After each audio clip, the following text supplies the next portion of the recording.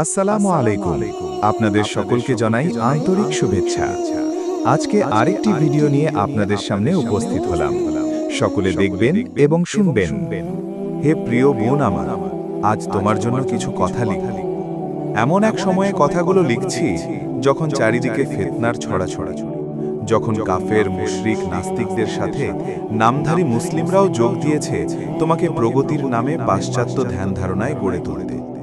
হে প্রিয় বোন আমার, নারীর অবদান অতুলনীয়।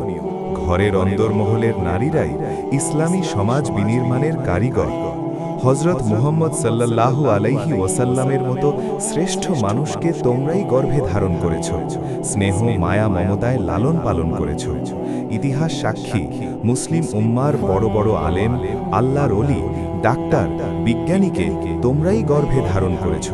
প্রিয় বোন আমার, কিন্তু আজ পশ্চিমা অপশক্তিগুলো তোমাদের এই সোনালী ইতিহাসকে নষ্ট করার জন্য অজস্র চক্রান্ত করে চলেছে। নারী অধিকারের নামে তোমাকে রাস্তায় এনে দাঁড় করিয়েছে, সমাধিকারের নামে ধোঁকা দিচ্ছে, তোমাকে বড় পর্দায় চলাফেরা করাচ্ছে, পাশ্চিমা রীতিনীতি অনুসরণ করার আহ্বান করছে, যাতে করে তোমার আর তোমার রবের মাঝে দূরত্ব সৃষ্টি হয়। তুমি পুরুষদের গুনাহে লিপ্ত হওয়ার কারণ হও। বোন আমার, তুমি সতর্ক হও। আল্লাহর দেওয়া আইন মেনে চলো, নবীজির সুন্নাহগুলো মেনে চলো। আল্লাহ আমাদের হেদায়াত দান করুন। আমিন।